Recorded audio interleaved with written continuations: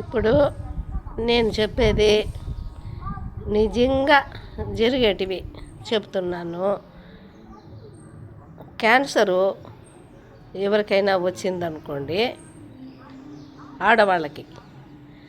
ఆడవాళ్ళకు క్యాన్సరు వచ్చిందనుకోండి, వాళ్ళకు శరీరంలో ఏ భాగం నుంచి అయినా రాని ఆ క్యాన్సర్ వచ్చిండే వాళ్ళకి పిల్లలు పుడతారు.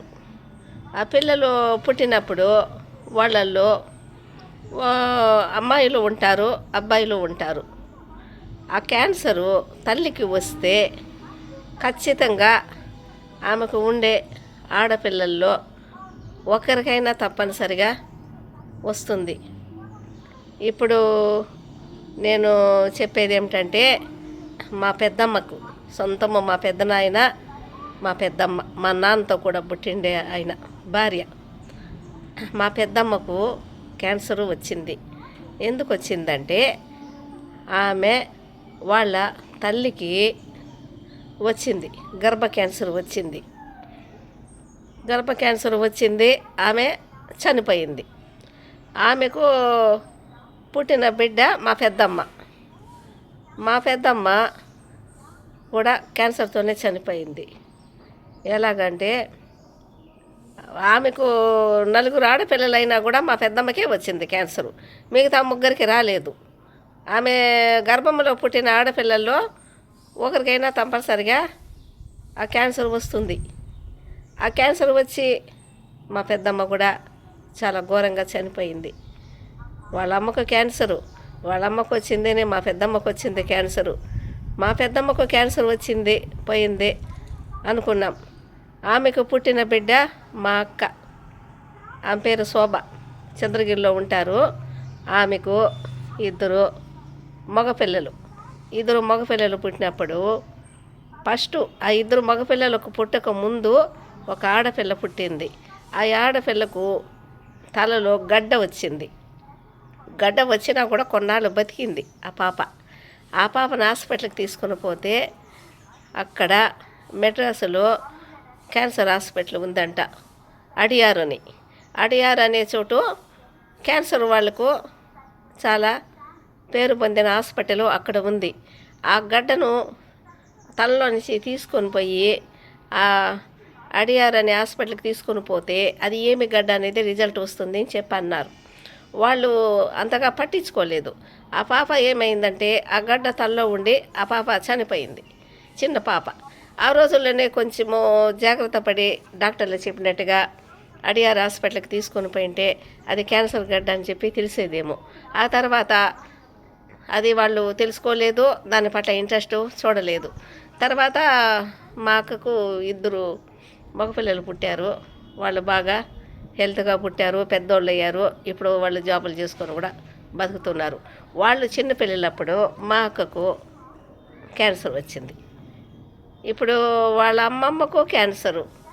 వాళ్ళ అమ్మమ్మ అంటే మా పెద్దమ్మ వాళ్ళ అమ్మ క్యాన్సరు, మా పెద్దమ్మకు పుట్టిన బిడ్డ నాకు అక్క, ఆమెకు క్యాన్సర్ వచ్చింది. నేను చూసేదానికి పోయినాను. ఆమె కడుపు ఎంత ఎత్తుగా అయిపోయిందంటే 9 months కంటే కూడా ఇంకా పెద్ద కడుపులో గడ్డ సరైన సమయంలో చూపించుకోకపోవడం వలన అది బలం అయిపోయింది. తర్వాత దాన్ని ఆపరేషన్ చేస్తే కూడా ఆమె బతికే పరిస్థితులు లేదు. ఆమె ఉండనన్నాళ్ళు ఉండొచ్చు, ఎప్పుడో ఒకప్పుడు పోతుంది ప్రాణం. వెళ్ళాను, బాగా ఏడ్చాను, చాలా బాధపడ్డాను. చిన్నప్పుడు జ్ఞాపకాలు అవి ఇవి కూడా చెప్పాను నేను. చెప్పుకున్నాం, చిన్నప్పుడు ఆడుకునే జ్ఞాపకాలు, స్కూల్కి వెళ్ళింది, అవన్నీ చాలా బాధేసింది.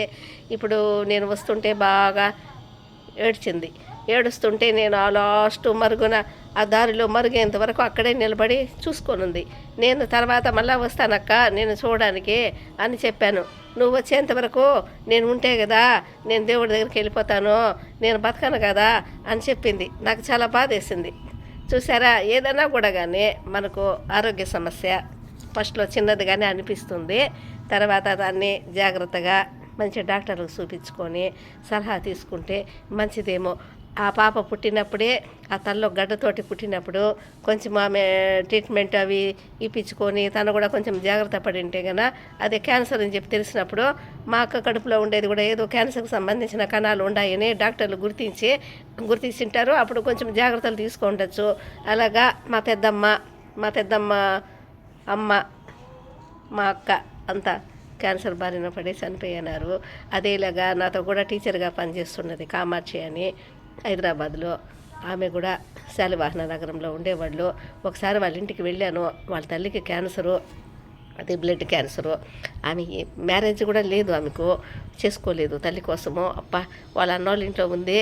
కానీ ఆ తల్లికి ఏమి సేవలు చేసిందంటే అంత సేవలు చేసుకొని ఆమె స్కూల్కి వచ్చేది.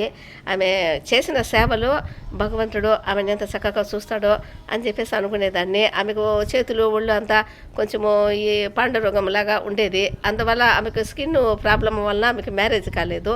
కానీ బాగా సంపాదిస్తూ మంచి జీతం తీస్తూ బాగా వాళ్ళ అన్న వాళ్ళకి ఇచ్చి వాళ్ళ అన్న వాళ్ళ ఫ్యామిలీతోనే ఉంటూ తల్లిని కూడా చాలా ప్రేమగా చూసుకునింది.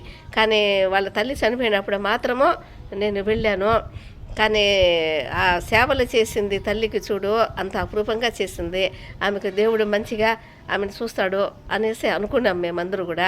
తర్వాత కొన్నాళ్ళ తర్వాత ఆమెకు హార్ట్ మీద చిన్నగా గడ్డ వచ్చింది. ఆ గడ్డను నాకు చూపించేది. ఏదో చిన్న గడ్డగా ఉంది, నొప్పి లేదు నాకు, ఇది ఎందుకు వచ్చిందో ఏమో అనే కూడా నాకు చూపించేది, జాగ్రత్త తీసి చూపించేది. నేను దేనికైనా కూడా మేడం దీన్ని చూపించుకోండి జాగ్రత్తగా, ఇది ఎందుకు వచ్చిందో ఏమో తెలుస్తుంది కదా, మరి మళ్ళీ అది ఏదైనా ప్రాబ్లం అయితే కష్టం కదా అని చెప్పి అనుకుంటే ఆమె అంతా నిర్లక్ష్యం చేసింది. అది గడ్డ పెద్దదైపోయే కొద్దికి ఆమె కొంచెం హెల్త్ ప్రాబ్లమ్స్ అవి ఇవి వచ్చాయి. కొంచెం శ్వాస ఆడకపోవడము, కొంచెం జ్వరం రావడము అలా వచ్చింది.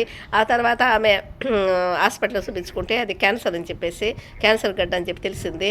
తర్వాత అది బలంగా అయిపోయింది. తర్వాత మా స్కూల్కి వచ్చేది. ఆమె స్కూల్కి వచ్చినప్పటికీ ఆమెకు జుట్టు మొత్తం ఊడిపోయింది. క్యాన్సర్ వచ్చిండే వాళ్ళకి జుట్టు మొత్తం ఊడిపోతుందంట. ఆమె జుట్టు ఊడిపోయి మా దగ్గరికి వచ్చేది, స్కూల్ డ్యూటీ చేసుకొని పోయేది.